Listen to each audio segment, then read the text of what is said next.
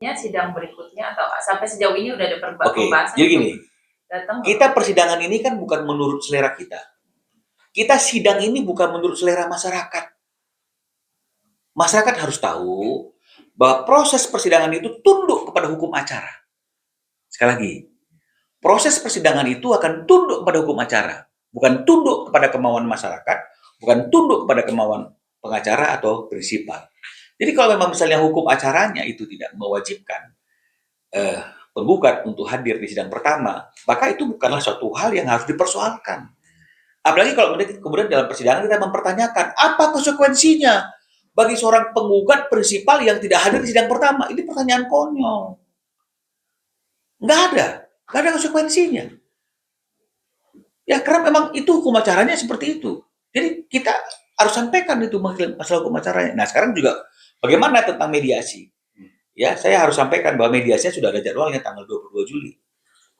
Ya saya tahu tanggal 22 Juli itu udah ada pemberitahuan di hari Rabu lagi minggu depan itu adalah mediasinya. Nah, bagaimana? Apakah seorang prinsipal itu wajib hadir atau dapat diwakilkan atau bagaimana mekanismenya? Itu kan kembali kepada hukum acaranya. Betul ya? Karena kalau hukum acaranya mengatakan wajib hadir dan tidak bisa diwakilkan, maka prinsipal akan hadir dan tidak bisa diwakilkan.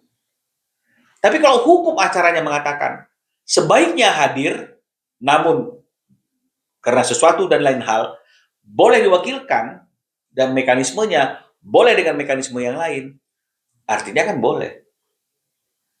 Jadi kan kita bicaranya aturan hukum, bukan apa yang benar menurut masyarakat, bukan apa yang harusnya dilakukan gitu. Jadi apalagi kalau misalnya kemudian orang berpendapat misalnya ketidakhadiran Ruben dikatakan wah ini nggak berani, ini nggak serius misalnya. Loh, apakah hanya begitu kita mengukur suatu proses berperkara? Enggak. Makanya saya katakan seni berperkara itu adu nyali apa adu strategi. Kan ini kan bukan uji nyali. Adu pernyataan atau adu bukti. Nah, jadi harusnya kita tidak terlalu cepat untuk menilai suatu persoalan karena ini masih sidang awal. Maka marilah kita ikuti proses-proses persidangan selanjutnya dan bingkainya itu harus merujuk kepada hukum acara yang berlaku. Karena nggak mungkin kami akan melakukan persidangan itu sebagai penggugat, tapi melakukannya dengan cara-cara yang bertentangan dengan hukum acara. Kami juga pasti akan ditegur sama majelis hakim. Kalau memang yang kami lakukan itu tidak sesuai dengan hukum acara yang berlaku dalam suatu proses persidangan. Jadi kenapa mesti dipersoalkan? Saya heran gitu. Yang harus dipersoalkan adalah ketika ada seorang ibu yang tidak mempertemukan dan tidak mengizinkan anaknya berkumpul 2-3 hari dalam seminggu bersama ayahnya, itu persoalan. Apalagi udah ada kesepakatannya dan menurut Fakta Sunt Servanda kesepakatan kedua belah pihak itu mengikat dan berlaku seperti undang-undang bagi pihak yang membuatnya. Ketika itu dilanggar itu masalah. Tapi ketika nggak datang sidang, hukum acaranya itu tidak menyalahkan. Kenapa kita harus menyalahkan? Ini kita nih mau apa nih sekarang ini kita mau seperti apa gitu loh. Nah jadi ini yang harus dipahami. Kita bukan mau cari menang benar, tidak. Ya, mengenai masalah tidak memberikan uang nafkah loh. Bagaimana kami ingin memberikan uang nafkah?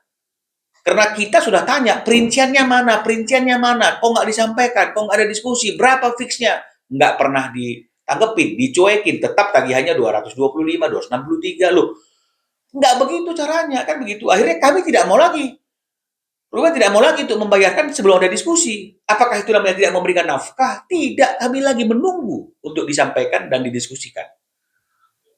Ya. Terkait nanti tanggal 22 Juli nanti, apakah hukum acaranya harus menghadirkan prinsipal atau? Makanya seperti yang saya katakan, hukum acaranya itu kan sebaiknya para prinsipal itu hadir. Ya, karena kan para prinsipal ini yang akan didamaikan oleh mediator. Tapi apakah wajib? Saya selama persidangan banyak persidangan yang prinsipalnya itu tidak hadir. Bisa diwakili oleh kuasa hukumnya. Bisa prinsipalnya hanya dihubungi melalui video call. Hanya untuk sekedar mediatornya mendengar langsung kalau memang diperlukan, kalau memang dia merasa memerlukan, dia mendengar langsung dari prinsipalnya itu, bukan hanya dari kuasa hukum dan juga didengar oleh prinsipal yang hadir dari semua pihak yang hadir, bisa.